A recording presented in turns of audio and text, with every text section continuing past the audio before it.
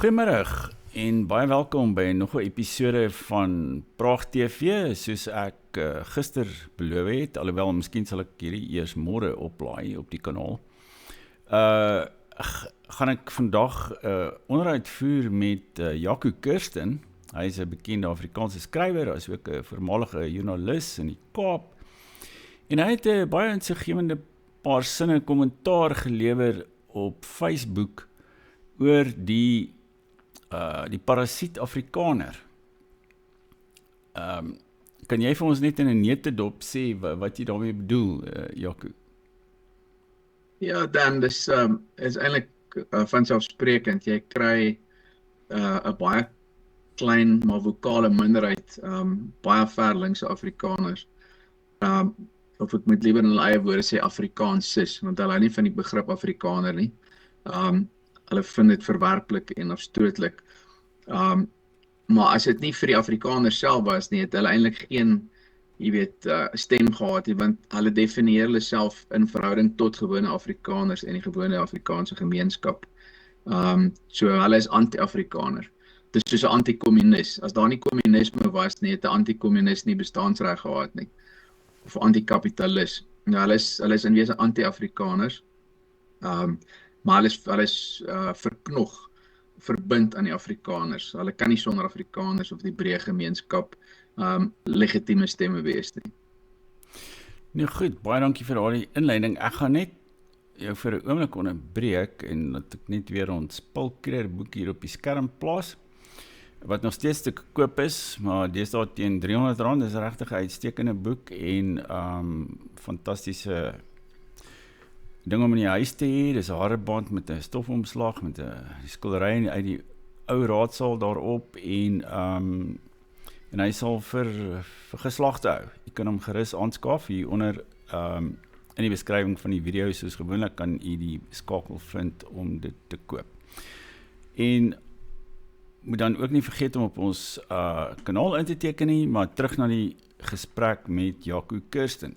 Wel, Jaco hier het daar in 'n neutedop opgesom dat hierdie parasiet Afrikaners of linkse parasiet Afrikaners, hulle bestaan eintlik so, ja, dis 'n parasitiese verhouding wat hulle teenoor ons het, want aan die een kant het hulle nodig, wel, hulle is gedurig besig om die Afrikaner te verguis en te kritiseer en te blameer vir alles wat skeefloop in die land.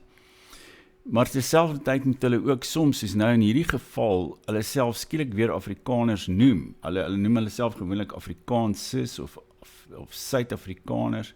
Maar in hierdie geval, as hulle nou rig tot die Amerikaanse owerheid en tot president Trump, dan noem hulle self weer Afrikaners. Dit is natuurlik 'n ongelooflike teenstrydigheid, soos wat jy nou uitgewys het.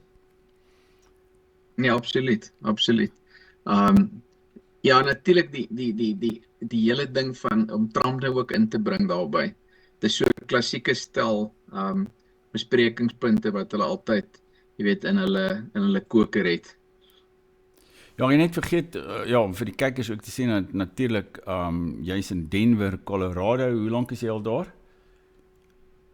Ek is nou in my 8ste jaar in Amerika. Okay, en jy is intussen ook 'n Amerikaanse burger, nie waar nie? Ja, ek het dubbele burgerskap. Ek het Suid-Afrikaanse en Amerikaanse burgerskap. Ja, fantasties, want daar was mos 'n grondwet of uitspraak hier dat jy nie jou Suid-Afrikaanse burgerskap kan verloor nie. Dus het jy nou dubbele burgerskap, so jy 2 paspoorte. Wel, net daar op 'n punt van orde. Ons het aansoek gedoen vir behoud van ons Suid-Afrikaanse burgerskap nog voor daai hofbevel. So ons het amptelik, toestemming gehad by binnelandse sake om ons Suid-Afrikaanse paspoort te behou. So ons het hom in geen stadium verloor nie. So al was daai hofuitspraak nie gegee nie, sou ons nog steeds ons burgerskap behou het. Goed, en dis is jy is tegelyk Afrikaner en Amerikaner, en jou vrou is ook 'n Afrikaner, julle praat Afrikaans, hy taal alles. Dus is jy gekwalifiseer om vir ons van Amerika as 'n bietjie 'n perspektief te bied op hierdie hele probleem. Maar dit is duidelik dat hierdie linkse parasiet Afrikaners, hulle hou nie van Trump nie. Jy het dit seker ook al agtergekom in al jou wisselwerkinge of met hulle, nie waar nie. Ja, dit is hulle het hierdie absolute, jy weet, strooi pop, strooi man, ek weet nie wat is die vertaling in Afrikaans nie, geskep, wat hulle soos Don Quixote het bestorm, soos die windmeele. Jy weet, hulle het vir hulle hierdie, ek dink Jung sou nogal baie daar te sê kan hê, hulle het vir hulle hierdie verskriklike bose donker mag geskep in hulle kop en hulle fokus baie van hulle emosionele energie op Trump in plaas daarvan om te kyk na Suid-Afrika. Jy weet, hierdie klomp het hierdie oop brief geskryf het wat ons na verwys in Netwerk 24 ek gaan dit as sommer hou Afrikaners. aanpraat, maar ek gaan dit sommer nou hierso op die skerm vertoon. Daar staan nie in ons naam nie, Afrikaners reageer op misbruik van ons storie. Maar gaan voort. Ek het in geen stadium, en ek kan verkeerd wees en dan sal ek nederig om verskoning vra. Ek het in geen stadium nog enige van hierdie mense gesien oop briewe skryf wat hulle in enige vorm, in enige hoedanigheid die ANC se absolute treurmare van 'n bewind kritiseer nie. Dis altyd so ja maar. Weet, nee maar as dit net so en so dan gaan dinge ook nee maar Cyril is 'n hervormer. Nee maar as hulle nou net by hierdie nasionale vergadering verby is, dan gaan so gebeur of moenie worry nie. Dit is eintlik nie so erg nie. Die onteieningswet gaan nie regtig so plaasvind nie. Daar's nie regtig, jy weet, wette wat op ras gebaseer is wat diskrimineer teen wit is nie. En niks is reg. Jy hoor dit glad nie van hulle nie. Ja, heeltemal korrek en daar's natuurlik 'n hele lys name daar onder aan die brief onder jy het Piet Kroukamp genoem, maar daar's ook iemand soos Rudolf Landman. En ek dink al man JP Landman, jy weet want ek het nog nooit gehoor dat JP Landman enige kritiek teen die ANC uitspreek nie. Jy weet as die ANC ja, soos byvoorbeeld nou hierdie skandaal rondom Tembisa Hospitaal waar hulle amper ek het ook al voorheen daarna verwys op hierdie kanaal waar hulle amper R1 miljard verduister het.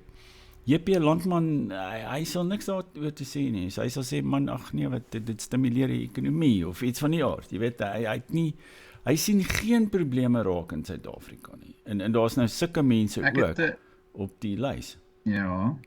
Ek het 'n ander pel wat vir my so ja, ook op sosiale media laat weet het. Hy ken vir JP Landman persoonlik.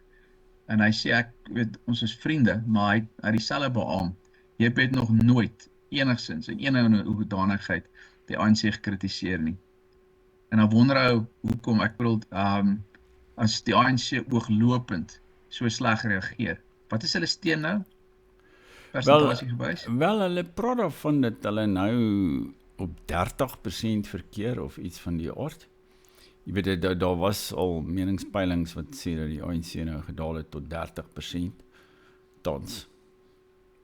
Okay, maar kom ons wees, dit maak nie eintlik saak wat die steenpersentasie is nie, of die persentasie steen is nie. Hulle en of 'n alliansie sal waarskynlik die volgende verkiesing wen, en die een en na. Maar dit maak ook nie saak wat volgende week gaan gebeur of volgende jaar nie. Ons kyk nou terug, retrospektief, wat het die afgelope 30 jaar gebeur. Maar dit is mos nou 'n redelike track record wat jy kan kritiseer.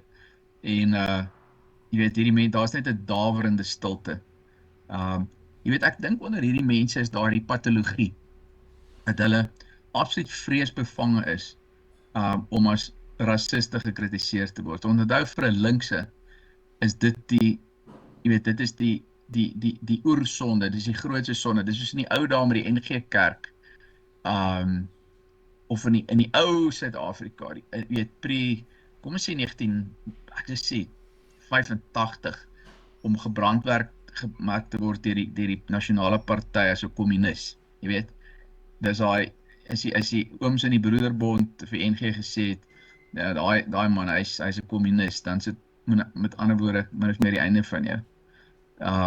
En dit is nou, rasis is nou die ding, so jy wil glad nie as 'n rasis gebrandmerk word, en ek glo regtig, baie van hierdie mense op hierdie lys ken ek persoonlik, en ek het al uit hulle monde in onbewaakte oomblikke seker goed gehoor, wat hulle nou maar kla oor goed wat in die land aangaan, maar baie gekodifiseer, baie subtiel, maar is baie versigtig om, jy weet, te sê, maar weet jy, hande in die lug op te gooi, soos wat enige rasionele mens sal doen. Ek bedoel, Suid-Afrika is genoeg die wanbestuur, om 'n ou, heeltemal moedeloos te maak baie.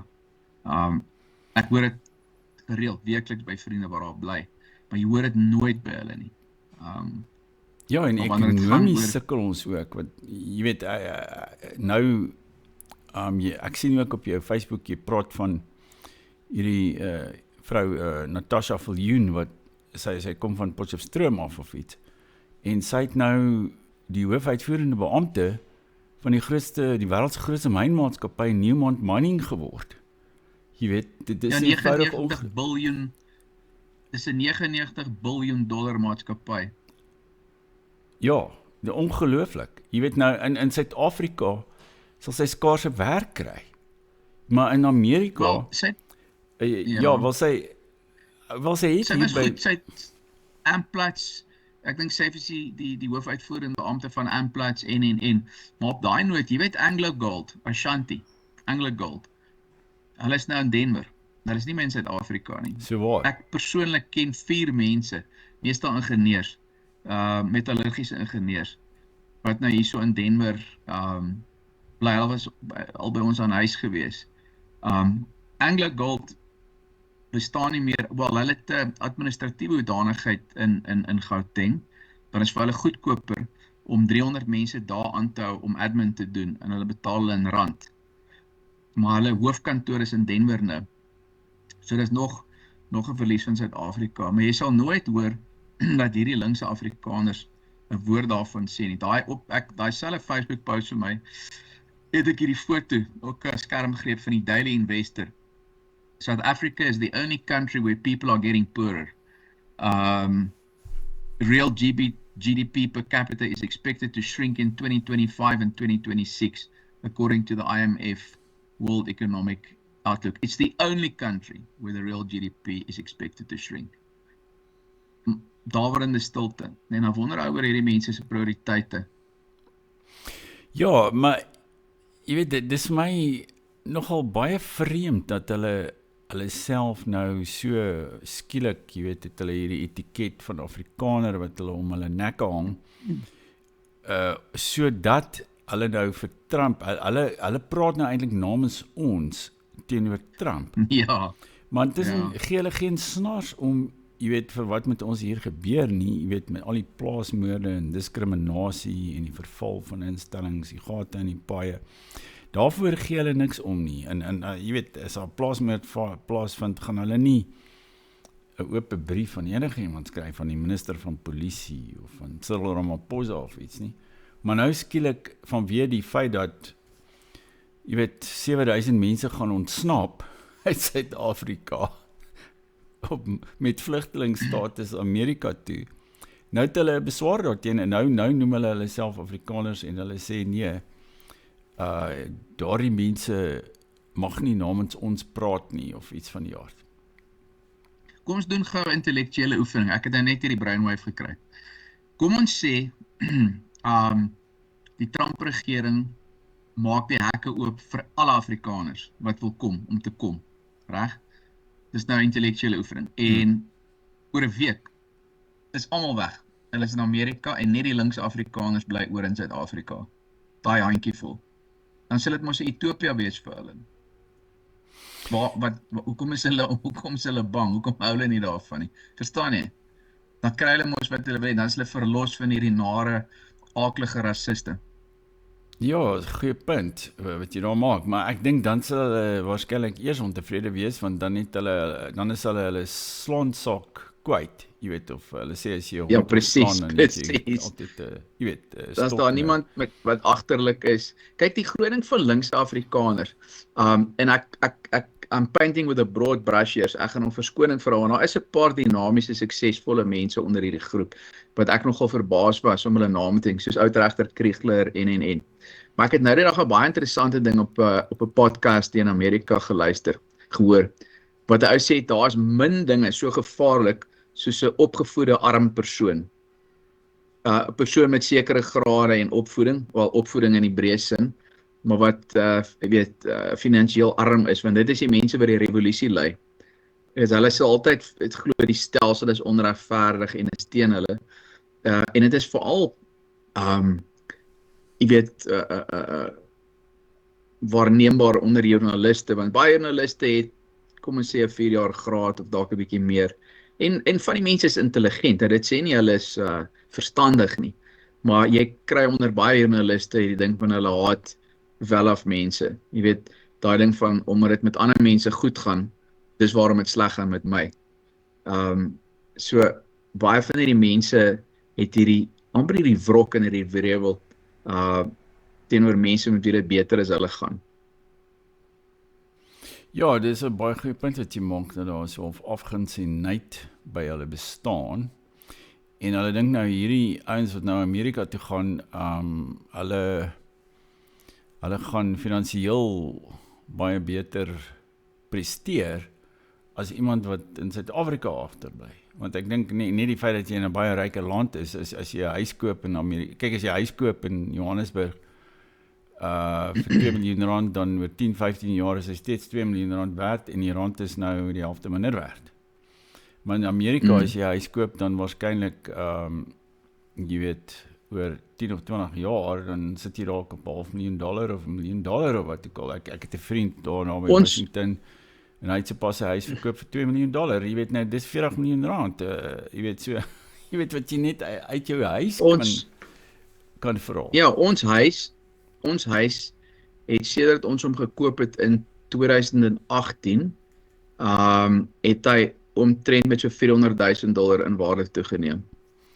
Nou ja, maak die sommetjie, ja, dis omtrent 7 miljoen rand of wat ek al. Jy weet, so, iets meer as 7 miljoen rand.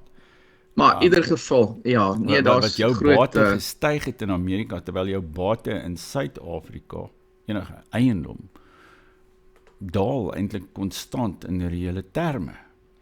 Dus hierdie linkse parasiet Afrikaners, ja, ek dink hulle is jaloers op hierdie mense wat Amerika toe gaan, of wat dit reg kry om te ontsnap, jy weet. Dat ons weet jy, een naam wat ek gemis het onder daai lys, is 'n vrou met die naam van Lisa Albrecht. Ek weet nie of die naam klop nie. Ja, nee, ek onthou haar. Sy was so vlugtige redaktrise van Rapport, nie waar nie?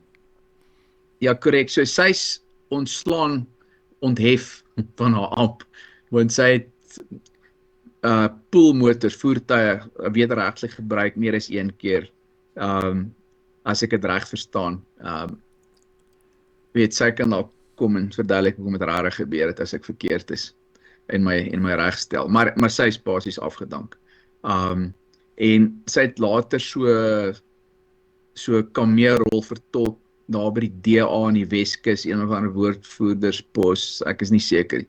Maar een van die goed wat ek verskriklik lief is om aan te haal, so elke nou en dan, so elke 2 of 3 jaar, ek moet dit weer post op Facebook. Sy het 1 keer op Facebook gepost, verskriklik verontwaardig. En sy het die volgende gesê, as ek nou korrek onthou: ek sal Suid-Afrika nooit verlaat nie. En dan so 'n caveat. Maar as ek dit sou doen, sal dit wees wit rasisme wees. Of wit rasiste. Ja, ek bedoel, geen greep op die werklikheid nie. Ja, kyk, as jy deur, jy weet, sê nou maar laer middelklas buurt in Pretoria ry, dan moet jy jou deure en jou sluit en jou vensters van jou kar op, jy weet, jy moet pas op, want die ouens gaan jou daar beroof deur die wit rasiste, jy weet. Ja, dis hoe dit werk. Ja, ek het nou die dag 'n interessante ding gelees, of ook so grappig, so meme, wat hy sê, ja, is dit nie interessant nie, dat as jy by 'n autoteller, by ATM geld trek, dan kyk jy nooit om en worry oor die wit rasiste nie. Ja, dis die laaste ding op jou brein, wanneer jy geld trek, 10:00 in die aand by ATM is 'n wit rasis. Maar dit lyk tog asof hierdie, wat hierdie hele ding vir my ook vir sê, is dat hierdie linkse parasiete, soos ons hulle nou genoem het, dat hulle ook self eintlik 'n soort identiteitskrisis ervaar, want waarom het hulle, ons weet hulle is nou, hulle die gasheer nodig van die Afrikaners, soos jy dit gestel het.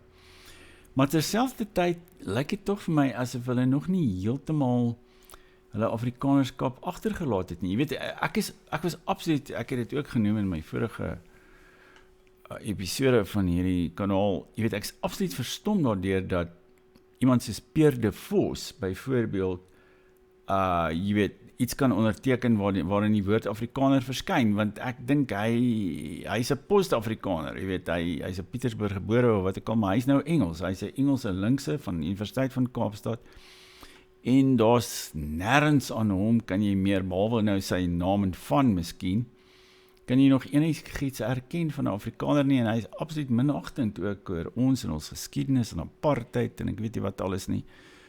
Jy weet, waarom voel hy die behoefte om sy naam by daai lys te voeg, wonder ek? Absoluut, dit is absoluut, jy slaan die hamer op die kop, spyker op sy kop, skus tog. Nee, absoluut, mense soos hy, jy weet, nou kyk jy na ou soos Piet Kroukamp, jy weet, Piet, ek kan onthou toe daar was een of ander Harry op die Pik gewees, my alma mater. Ek dink dit was die sogenaamde nazi-saluut, ek weet nie of jy kan onthou nie, op die Pik. O ja, nee, ek onthou dit spesifiek. Ja, ek het terloops pas weer hierdie opskrif op die skerm gewys. Ja, ek onthou dit. Nou ek wil vertel wat daar gebeur het.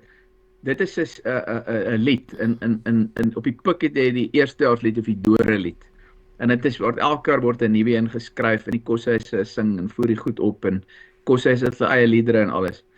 En hierdie koshuis, en jy doen die lied, 'n meisies koshuis en 'n mans koshuis, maar dit noem hulle sleepkoshuis, so vir daai jaar, Joel, team julle nou op. En in die ding, kyk, die koshuis, oor te voor, het 'n Latynse lese, en hulle het seker Heil Brutus, en seker tradisies, en in hierdie lied van 2 minute lank, is daar die skermgreep van 'n half sekonde, wat hulle, Heil Brutus, jy weet, en dit is deel van die hele ding en alles, en daai skermgreep word toe gebruik deur Mannelie Booyens, wat toe weg is by die Pik, kort voor dit, onder 'n wolk, hulle het haar basies afgedank, en sy gaan verkoop toe die storie, die idee, aan Adrian Basson, ons groot vriend, en dit word toe die gefabriseerde krisis.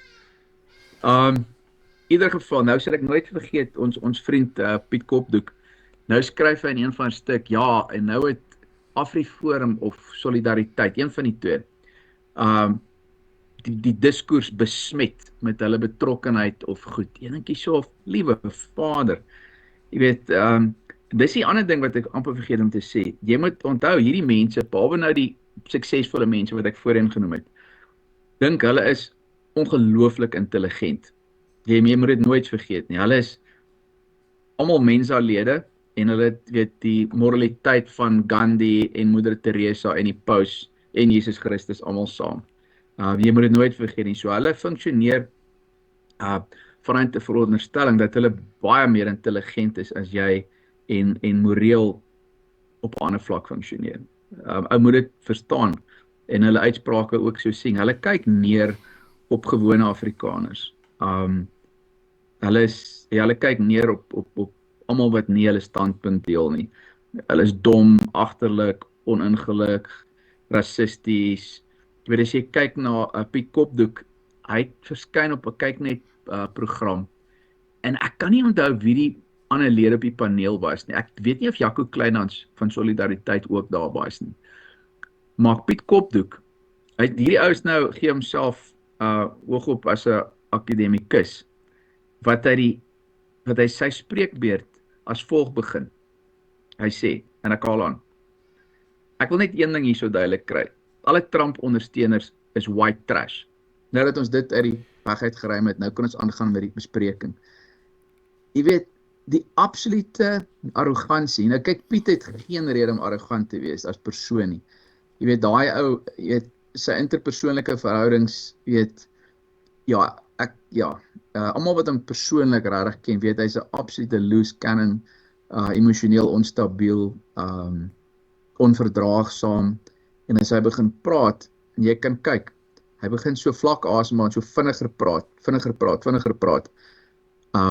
dan weet jy, hy is besig om beheer te verloor. Ek sal graag 'n heartrate monitor op hom wil sit en hom monitor as hy besig is met 'n gesprek. Want hy kan homself opwerk en dan kom dit by die ad hominems, dan is so en so, man, jy's 'n dik gewrig. Ek weet nie vir jy dit gehoor, jy's 'n dik gewrig man, jy's 'n Trump ondersteuner, ja, tipies, al hierdie pejoratiewe. Maar onthou nou, hierdie mense glo, hulle is ons meerdere, intellektueel en moreel uit die aard van die saak. Maar is dit nie ook, ek dink dit is dit nie ook deel van die linkse diskurs nie? Want die linkses dink altyd dat hulle intelligenter is as sê nou maar die regses of selfs die mense in die sentrum. En ek dink dit kom vanuit hierdie soort verskywing wat daar in die linkse politiek plaasgevind het, jy weet, sê nou maar van jou klassieke kommunisme wat werker gesentreer was. Jy weet, die kommunistiese party was die party van die werkers, die fabriekswerkers en die arme mense. Maar, jy weet, meer onlangs stem in Europa of in Amerika stem die werkers vir Trump, in Europa, in Frankryk, waar ook al stem hulle waarskynlik vir Marine Le Pen. Jy weet, so, die linkse, hy moet nou hy moet of sê maar die homoseksuele en gay mense of die immigrante of mense van ander rasse. Hy praat nou namens hulle. Dus hy sien dus eintlik neer op die arme mense of die werkers en op die gewone mens of die middelklas mens. Hy sien neer op hom, ongeag nou van hoe intelligent daardie persoon mag wees of wat ook al. So dis vir my so half deel van hierdie verskywing waar die linkse ondersteun nie meer die werkers nie, hy ondersteun nou die elite. En natuurlik, soos ek ook al genoem het, die farmaseutiese maatskappye. Jy weet, hulle was tydens COVID, jy weet, was elke linkse 'n woordvoerder vir Pfizer. En hoekom jy die inspuiting moes kry? Jy weet, hulle is absoluut konformisties en maar dis waar, hulle in hierdie ding, ek dink in Suid-Afrika veral. Kyk, soos ek het destyds ook by Wits ervaar het toe ek 'n student was. Kyk, al hierdie linkse marxistiese studente het uit baie ryk huise gekom, gewoonlik ook Joodse huise, en in die ou het destyds, jy weet, was 'n Alfa, jy weet, Julia of GTV of wat ek al, dit was mos nou 'n lekker karretjie om mee te ry, en 'n baie duur motor, 'n klein Italiaanse sportmotor, hulle het almal sulke motors gery. Maar terselfdertyd is hy dan nou kommunis, jy weet, en jy, as jy nie jouself tot die linkse lewensuitkyk bekeer nie, dan is dit eintlik omdat jy weet, agterlik is of omdat jy arm is. Jy weet, dat jy dit nie doen nie. Want jy word nie gebore met, jy weet, soos hulle nou is, dis ek nou anglisisme of iets met 'n silwer lepel in jou mond gebore of wat ook al nie, jy weet. En ek dink hierdie Afrikaner parasiet links is, hulle het maar 'n groot deel daarvan oorgeneem. Jy weet dat die ware Suid-Afrikaanse linkse is ook eintlik iemand wat, jy weet, iewers nog bande met die kapitalisme of wat ook al het. Dis vir hom net 'n speletjie as dit ware. Jy weet, 'n klomp van die jy weet, byvoorbeeld ek het nou 'n ding gelees, jy weet, jy weet toe die Weekly Mail koerantjie begin het, van stapel gestuur is. Toe het die linkse advokate in Johannesburg blykbaar dit gefinansier. Jy weet dit, hulle het almal geld gegee daarvoor. En daar was 'n baie ryk Joodse sakeman in Kaapstad, Rabinowitz of so. Ja, die eienoms, ek dink hy's 'n eienoomsagent daar in die Kaap, Rabinowitz. Daar is maar so 'n ou in die Kaap. Ja, hy het ook 'n groot klomp geld vir hulle geskenk, jy weet. Dus jy weet, as jy ryk genoeg is dat jy eintlik geen geldprobleme het nie, dan kan jy 'n ware linkse word, maar ek dink miskien baie van hierdie linkses op daai lys, daar is seker van hulle wat geld het, maar van hulle waarskynlik nie, jy weet, maar die soort dat linksheid gaan saam met snobisme. Dit sien 'n mens baie sterk en veral in Suid-Afrika natuurlik. Jy weet, dit is dis amper standaard, dat as jy links is jy 'n snob, en hulle kritiseer ook ander mense se klere, verskriklik, jy weet, in skoene, hulle praat altyd van, ja, jou grys skoene, en jy dra grys skoene, en jy die verkeerde das aan. Pieter de Tooy, wie se naam ook op daai lys is, hy het een keer gesê, dat die regses, of ek weet nie, hierdie verskriklike konservatiewe Afrikaners, of wat ook al, hulle dra paisley dasse. So, dis die grys skoene, die paisley dasse. Jy weet, en vandat hy dit gesê het, ek koop elke paisley das wat ek sien, want daar is nie so baie van hulle. En ek het al 'n hele versameling sulke paisley sakdoekies vir my, dat ek my baadjie sak kan steek en so goed. En ek hoop, as ek ooit vir Pieter de Tooy raakloop, gaan ek heeltemal in paisley wees, en dan gaan hy miskien van skok net daar neerslaan of flou word of iets, jy weet. Maar dis so totaal en al arbitrair en onsinnig. En want geen van hierdie links is eintlik arbiters van goeie smaak of enigiets van die aard nie, maar hulle is gedurig besig om sulke hoogvaardige, snobistiese uitsprake te maak oor gewone Afrikaners. Jy weet, oor die twee klere hemde of wat ook al. Maar jy het nou 'n waarding gesê, en daar's baie parallelle tussen Suid-Afrika en Amerika. Jy weet, die linkse is altyd baie, die Engels woord is condescending, neerbuigend. So, wat in Amerika gebeur al vir baie lank, sedert die 65 of sedert Lyndon B. Johnson, sy idee van 'n great society, wat ons gaan nou mense op welsyn sit, en in baie state word die kiesafdelings, hulle praat van gerrymander, word so gesny, allerhande vorms, om byvoorbeeld dat hy swart oorwegend is, want daar moet volgens die Voting Rights Act, wat nou in die Hooggeregshof draai, hopelik gaan hulle dit skrap, maar wat hulle vir dekades kiesafdelings uitgesny het, sodat daar swart verteenwoordigers in die huis van verteenwoordigers kan wees, wat as die staat normaal opgedeel was, sou daar niks gewees het nie, maar hulle wil spesifiek, en die hele ding van Amerika, wat die demokrate sê, maar daar moenie voter ID wees nie.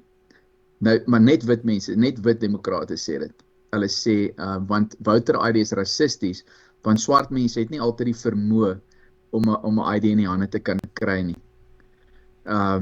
In fact, regter Ketanji Jackson Brown, een van die swart vrouens, die enigste swart vrou op die Hooggeregshof, jy het selfs so ver gegaan laasweek om te sê, maar dit is soos 'n disability. Ons akkommodeer mense wat fisiese gebreke het, en ons moet so daaraan dink aan swart mense ook. Hulle het nie altyd die vermoë om IDs te kry. Nou ekstrapoleer het na hierdie linkses in Suid-Afrika. Weet, hulle sal, jy weet, sê ja, maar daar is diskriminasie in die verlede en wat so is, ek gaan dit nie ontken nie. Maar hulle sal nooit kan sê, maar weet jy nie, ek kan verstaan hoe die gewone middelmoot werkersklas Afrikaner voel. Ek kan verstaan dat daai mense soms ontheem voel. Ek kan verstaan dat die mense bang is, gefrustreerd is, onseker is. Ek kan verstaan dat hulle werk verloor het weens regstellende aksie. Ek kan hulle frustrasie verstaan. Ek het simpatie met hulle. Dis al. Hulle hoef nie te sê ek is vir hulle eers nie. So solidariteit na Afriforum. Al wat hulle hoef te sê is, jy weet jy nie, ek het nogal simpatie met party van daai mense en hoe die nuwe Suid-Afrika ontvou het en hoe dit hulle geaffekteer het. Maar die sal dit nooit hoor nie. So vir hulle eie groep is dit, julle moet nou maar, jy weet, toughen up en jammer van julle moeilikheid te hoor, maar die arme Palestynë daar aan die ander kant, dis 'n verskriklike ding. So dis hierdie gespreide persoonlikheid, die arme agtergeblewenes, want dit skakel in by die begrip, dis 'n marxistiese begrip, wel 'n moderne een van interseksionaliteit. Jy vertrou daarmee? Ja, nee, ek het dit Emery Crenshaw, ek dink het dit in 89 geskep, basies jy 'n piramide van onderdrukking, so heel bo is wit mans, heteroseksuele wit mans, dan sit heteroseksuele wit vrouens, en dan sit gay, lesbiese wites, en dan is dit mense van kleur, en dan gaan dit so al hoe laer, en hoe laer jy gaan, hoe meer word jy onderdruk. Ja, en as jy 'n swart gestremde homoseksueel is of iets, ons is seker oor Presies. ja. So hierdie denkwyse is tipies aan die linkse. So 'n wit ou het nie simpatie nie. Hulle vrese en bekommernisse tel nie, dis nie legitiem nie. Maar ander mense sal, jy weet, en dan moet geluister word en simpatiek mee omgegaan word. En dit is die hele linkse wêreldwyse. Ek het toevallig met een van hierdie ondertekenaars, 'n kollega van my, sit ons in 'n kar en ons ry daar in Gauteng, jare terug man, en hy weet ek is regs en ek weet hy's links. Maar ons het altyd net lekker mekaar praat en ek sê vir hom een keer, weet jy nie, hierdie mense, baie van die mense wat baie konservatief is polities en soms taal gebruik en uitsprake maak wat 'n ou at best kan beskryf as onsensitief en alles, en as jy kyk na hulle perspektief op rasseverhoudings in Suid-Afrika, wat jy dalk kan sê, okay, weet jy, dis dalk nou nie ideaal nie. Het jy vir een oomblik gevra hoekom baie van daai mense so voel, werkersklas Afrikaners? Hulle bly nie in baie duur woonbuurte nie. Hulle is baie vatbaar vir misdaad. Hulle is baie keer die slagoffers van geweldsmisdaad, aanvalle, jy weet, seksuele aanrandings, moord, die hele spyskaart. En daai mense het, of jy dit nou wil erken of nie, 'n baie slegte ervaring of ervarings gehad wanneer dit kom by interrasse, jy weet, wisselwerking, waar hulle die slagoffers was, en in 99,999% en daai mense in hulle leefwêreld was die aanvaller nie een van hulle eie mense nie. Dit was van 'n ander demografie gewees. En kan jy verstaan dat dit 'n invloed op mense het en hulle siege en hoe hulle die wêreld sien en alles? Weet jy wat was sy antwoord gewees? Ja? Nee. Dit was sy antwoord. Verbatim. Nee. Weet, so, maar hy beskryf homself as baie intelligente ou. Hy weet baie sensitiewe ou. Maar ek dink ek het 'n goeie argument gemaak en ek het nie gesê luister hier om, jy weet, swastika vlae rond te swaai en swart mense voor die voet te gaan skiet en slaan is 'n goeie ding nie. Ek het bloot 'n baie genuanceerde argument gemaak en gesê, maar weet jy, party van hierdie mense, jy moet verstaan hoekom hulle so voel. Net soos wat ou kan verstaan, na 76 in Soweto, was daar waarskynlik 'n baie klomp swartes wat 'n wrok teenoor die SAP gehad het. Is ek reg? Want dis wat hulle ervaar het.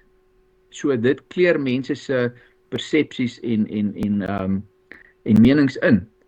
Maar insgelyks, hoekom kan jy dan ook sê, maar luister, daar's 'n paar wit mense in die land, 'n groot gros, wat hulle werk verloor het die afgelope paar jaar. Hulle is die broodwiners gewees en jy kan nie net sê, wel, as een deur toe gaan, maak 'n ander deur oop nie, want daar is nie meer ander deure nie, want die ekonomie is besig om te krimp. Kan jy nie verstaan nie. En baie van hierdie mense op hierdie lys, ek kyk weer na ou soos Piet Kopdoek. Jy weet, soos iemand van my ander dag sê, hy as akademikus het wat jy noem sheltered employment. Want dit is wat die akademie is, dis sheltered employment. So hy kan rondtrits en snert praat by TV en skryf vir die nuusbrief en ek weet nie wanneer hy by sy klasse uitkom nie, maar dis nie my probleem nie, dis die PUK se probleem. Ja, ek dink hy gee klas by die PUK, maar hy bly in Linden, Johannesburg of iets, ek weet nie. Jy weet. Ja, maar ek dink hy is by die Valpikke, daar by Van der Byl. So, ek weet nie of hy op die Potch campus is nie, ek weet nie, maar die punt is, hierdie mense het baie van hulle sheltered employment, maar hierdie mense, baie min van hulle skierskouers met die gemiddelde ou in 'n middelklas buurt, weet, met drome en vrese en jy weet, hulle wil hê dit moet met hulle kinders goed gaan en hulle wonder waar hulle finansiëel oor 5 jaar gaan wees. Hulle sal nooit oop briewe daar skryf nie, want hulle is snobs, hulle kyk neer op ons, verstaan jy? Ja. Ja, maar daar's dalk ruimte dat ons, jy weet, ook hierdie mense begin satiriseer of iets, jy weet, want ek dink hierdie soort snobisme van hulle leen hom eintlik daartoe. Jy weet, die feit dat hulle dink dat hulle beter is as ons, absoluut, en dat hulle slimmer is, absoluut, en jy weet, meer modieus en mooier en wat ook al, jy weet, terwyl ja, daar is van hulle wat nie so goed lyk nie. Ja, jy kan dit weer sê. Ek kon net gou vinnige ding sê. Nou hierdie brief nê. Hierdie oop brief, 'n groot gros basies die hele redaksie van hierdie binneland wat basies 'n holdover is van die Vrye Weekblad. Is Dis dit 'n nou webblad mense of wat iets? Binne. ja, binne koppelteken land.co.za. Maar dis 'n nuusbrief, so jy moet inteken. Ek gaan nou nie dit doen nie, maar dan kyk jy daar. Dan begin dit sin 2. Ons start-up span is bla bla bla bla bla bla. Dan begin dit. Ons lesers is sophisticated. Of jy belangstel in die bla bla bla of die battlefield strategy van oorlog of bla bla bla bla. Dan sê dit ons mantra. Geluk is 'n rigting, vryheid is 'n plek, curiosity is 'n taal. Heerlikheid. Nee, maar dit klink jy weet daar's die Franse woord debiel, maar hulle gebruik dit in Nederlands ook, want die Hollanders is maar tamelik deur die Franse beïnvloed oor baie jare en veral natuurlik die Vlamminge maar ek dink die woord verskyn ook in die Afrikaanse woordeboek, ek is nie seker nie, doodseker nie, maar debiel, jy weet dit is van die toppunt van swaksinnig dom, jy weet, en dit klink vir my so, dit is swaksinnig dom, wat jy vandag vir my lees, jy weet, en dit is nou ons lesers is sophisticated. Ja, presies, jy weet. Ek bedoel, dit klink vir my iemand wat te veel goedkoop bokswyn in het, Nou maar daar het jy, val jy op die bokswyn, ja. Ja, val jy op die Pulpelei, jy weet, uitvaltyd, Vrydagmiddag, ergens op die Wes-Kaapse platteland. Ek is sophisticated, verstaan jy, dit is net so platvloers, ongesofistikeerd, jy weet, wil ek sê. Ons is, jy weet, curiosity is daar, maar hierdie is nou mense wat nou, hulle is nou skielik Afrikaners, by the way, want elkeen op hierdie redaksie is ondertekenaars, met die uitsondering van Pieter de Tooy, is baie van hierdie joernaliste op die oop brief, die ondertekenaars dan, is Vrye Weekblad mense of Vrye Weekblad adjacent.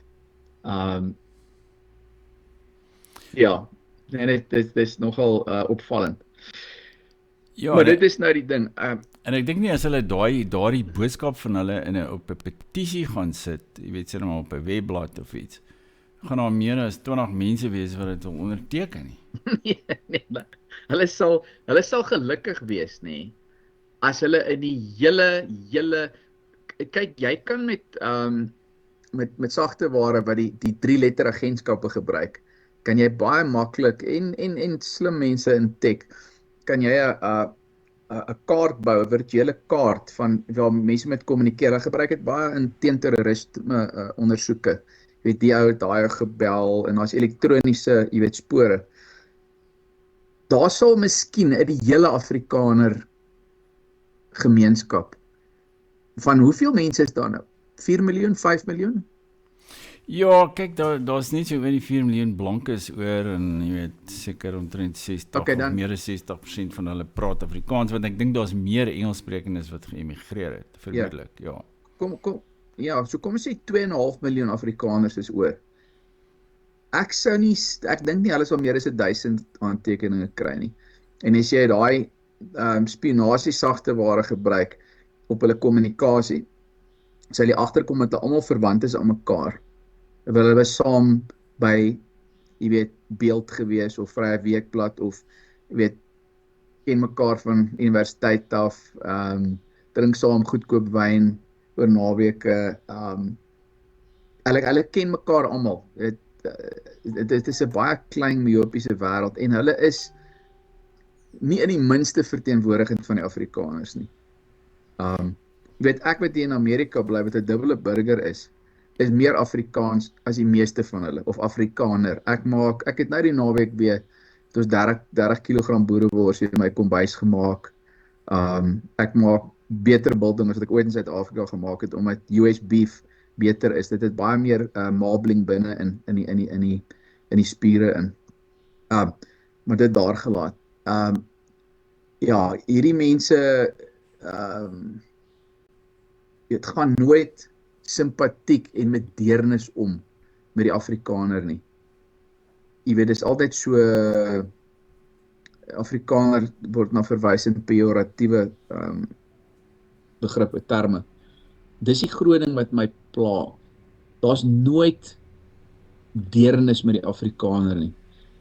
Was die Afrikaner perfek gewees? Nee. Het alles reg doen? Nee. Nou met die voordeel van terugbeskouing, ons kon seker ander besluite geneem het as wat ons geneem het as 'n nasie. Absoluut. Maar jy weet, jy het altyd daai kwalifisering, soos Lisa Albrecht. Ek sal nooit emigreer nie. Maar as ek dit doen, sal dit weens wit rassiste wees. Want almal wat, ek het 'n ander kollega in Media 24, ek gaan nie sê wie dit is nie, weet, terwille van hom, want hy sal gekancel word.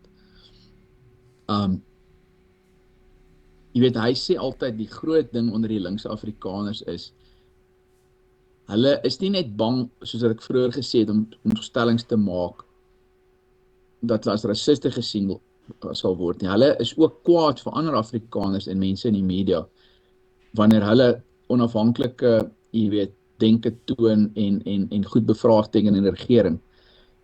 Want soos hy het gestel het, daar is hierdie benadering van, ons moet hulle, dis nou die swart meerderheid, die ANC, ons moet hulle net nie kwaad maak nie, asseblief. En dit is vir die baie van hierdie mense sien, dis so groot, dis soos 'n NG ouderling wat vir sê, hoorie, jy moet net nie so maak nie, hoor, jy moet nou mooi luister. Maar dis so of die Stockholm syndroom ook, jy weet, van jy identifiseer eintlik met die persoon wat jou benadeel of jou onderdruk of jou seermaak of wat ook al. Jy weet, as AfriForum en Solidariteit net wil stil bly, net wil shut up, jy weet, want hulle maak dit nou moeilik vir ons boys. Hulle maak dit nou, weet, daai man, hulle praat, hulle raas 'n bietjie te veel en hulle is bietjie luidrigtig. As dit nou net as hulle nou net sal stil bly, dan sal dit baie goed gaan in Suid-Afrika, maar hulle maak die swart meerderheid kwaad, boys. Ons moet pas op daarvoor. Hulle is nou besig om moeilikheid vir ons te maak. Wat is daai, en daai ex-kollega van my, dink ek het dit baie goed opgesom met wat hy daar gesê het. Met ander woorde, maar daar's ook 'n soort boerehaat by hierdie linkse Afrikaners, sê jy sê.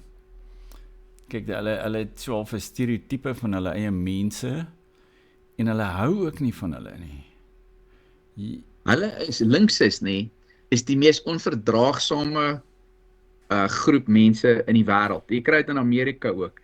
Jy weet, as jy kyk na die vorige verkiesing hier, so wat Trump oorweldigend gewen het, hy het 'n hele paar prominente ex-demokrate wat oorgestap in die Republikeinse party sê, ons kan nie meer met daai mense werk nie. Hulle glo mans kan in vrouens verander en jy weet, ja, hulle is net weird. Maar jy kry nie die teenoorgestel dat die Republikeine oorgaan nie. Die Republikeine is 'n baie groot tent. Sê, jy is welkom. Ons stem nie almal heeltemal saam nie, maar ons glo in sekere basiese biologiese wette. Ons glo 'n land het grense, 'n soewereine land, en ons kan besluit wie inkom of wie bly en wie gly. En ons gaan nie meer geld gee vir die wêreld vir allerlei projekte en goed nie. Jy weet, ons gaan nie meer politiek inmeng in lande se regerings nie en staatsgrepe finansier nie. Daai daar is verby. Waar die regse Amerikaanse beweging is baie inklusief. Mense is welkom. Waar jou links is baie eksklusief. Dit is, jy moet so ideologiese suiweringstoets slaag, en as jy nie heeltemal glo, jy weet, mans kan teen vrouens meeding nie, en as jy nie glo, dan moet oop grense wees nie, en dan is jy nie 'n goeie persoon nie. Ja. Ja, ek herinner my, toe ek 'n student was, het ons so 'n bespreking daar gehou, en toe, jy weet, toe het ek so 'n standpunt daar gestel, want toe sê die ou vir my, ja, wat jy daar sê is baie interessant, maar dis nie 'n marxistiese argument nie. Daarom hoef ek... Ja, dis typies. Dis nie 'n marxistiese argument nie. Jy weet, die ou Sowjetunie is nou verby, maar daar's 'n soort van aspekte daarvan wat eintlik voortduur. En ek dink in Suid-Afrika, jy weet, met ons is vriende met Kiba en alles, jy weet, daar's 'n soort van 'n Sowjetunie kultuur hierso wat hom so ook gevestig het, en dat as jy afwyk van die norm, as jy 'n dissident word, of iets, of jy kan in onguns verval. Weet, want ek persoonlik, ek dink ek het daar so toe hulle my gekanselleer het daar in 2005 by die Woordfees. Jy weet, vir 'n hele omtrent 15-20 jaar het ek in onguns verval, jy weet, en dit is vir my baie moeilik om enige plek gehoor te word, want ek was nou, jy weet, dis soos toe Shostakovich vierde symfonie, toe dit uitgevoer is in Moskou, toe Stalin persoonlik 'n berig in die Pravda geskryf om te sê, hy het nog nooit sulke chaotiese wandklanke by mekaar gehoor nie, en die symfonie is nooit weer opgevoer nie. En Shostakovich kon vir 'n hele paar jaar, kon hy absoluut niks, enige plek uitgevoer kry van sy musiek nie. Jy weet, is 'n bietjie, ja, jy wil verval in onguns, en dan na baie jare, dan as jy wiel draai, jy weet, as Stalin doodgaan, dan skielik, dan kan jy weer gehoor word, jy weet, dan kan jy 'n simfonie Maar weer presies, uitgevoer word. en op daai punt, jy weet, ek kyk na Stellenbosch, jy praat van die Woordfees 2005, ek was daar gewees, ek het na jou geluister, ons moet mekaar ons na jou gaan luister daar in 'n restaurant, verder af in die dorp, want jy mag nie op die kampus opgetree het nie. Ja, Ek het onthou dit, die ek het nie jou restaurant waar geluister, my nog maar dagvaar, want daar het soveel mense opgedaag, wat glad nie kos Maar- bestel het nie. Maar in ieder geval, jy weet, die linkses, en dis waar dit nogal ironies raak, hulle is dit waarvan hulle Afrikaners, of die karikatuur wat hulle Afrikaners dan uitbeeld as, hulle is dit, hulle projekteer, en jy praat van gaslighting, so hulle projekteer hulle eie donker kant op gewone Afrikaans. Ek gee jou 'n voorbeeld. Kyk in die ou dae met onder die NP bewind, dan is jy 'n kommunis en jy's so naby so groot altyd ding van vingers swaai en jy mag nie so maak en jy moet so maak. En Stellenbosch, wat was Stellenbosch? Dis Malan wat gesê het, Stellenbosch staan vir 'n idee. Ek dink ek het dit al vir jou van tevore genoem. Anyway, ek wil eendag moet 'n oue studie doen oor die invloed van die Stellenbosch effek op die Afrikaner gemeenskap, die destruktiewe effek. Want daar het die klomp in effek Marxiste, en Stellenbosch produseer daai goed. Ek meen dit raak net eksponensieel erger. Ja, ek verwys soms daarna as Stalinbos. Nou maar presies. Nou Bruiten, ek dink Bruiten het gesê dat Stellenbosch het die 180 grade gemaak without missing a goose step. Jy weet, waar hulle die NP en die Afrikaner belange was, apartheid, kom ons noem by die naam, apartheid, die hele filosofie, met amper 'n godsdienstige fanatisisme, tot so die 80s, die dinge begin verander.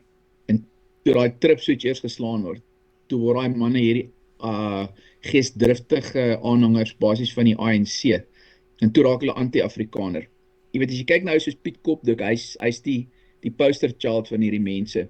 Het jy hom al hoor praat? As hy 'n monoloog vir 'n laaslewer. Hy praat soos 'n karismatiese dominee. Ja, dit is nogal so, ja. Hierdie stem, en dit gaan so aan in die, weet die intensiteit so op en af, en jy weet die volume en alles. En ek het van sy goed gehoor jare terug, toe dog ek, nee man, Piet is besig om die mense se been te trek. Hy gaan nou op en uitbars van die lag en sê, jy weet, dis hoe om dit nie te doen nie. En ek wag vir die oomblik en 5 meter daarna besef ek, nee, maar dit is hoe hierdie ou praat. As hy, jy weet, mense wil oortuig, as hy 'n toespraak lewer. Toe kom agter, maar Piet is presies dit wat hy haat. Jy weet, wie het Nietzsche wat gesê het, if you stare into the abyss will stare back at you, of you become the abyss. Jy weet, en dit is soos, dis Kopdik en al die mense, hulle is in hulle fanatisisme en wat hulle glo en goed, en hulle neerbuigende, moenie so maak nie, is hulle presies dit wat hulle verag. Ja, dit is my ironies. Ja, jy sê dit maar. Nee, maar baie dankie vir hierdie interessante gesprek, Jaco. Ek hoop ons kan weer so maak, en dan moet ons 'n bietjie ook weer gesels oor wat daar in Amerika aangaan. Want jy is enige tyd. Goed, en al die kykers as jy tot hier gekyk het, dit is nou 'n lang gesprek, maar dit is die voordeel van YouTube en sosiale media. As dit nie die advertensie, wel, daar is 'n paar advertensies, maar ons hoef nie die gesprek te stuit, net as dit begin interessant raak nie. En tot volgende keer dan, moenie vergeet om op die kanaal in te teken nie, en dan maak ons weer so. Totsiens.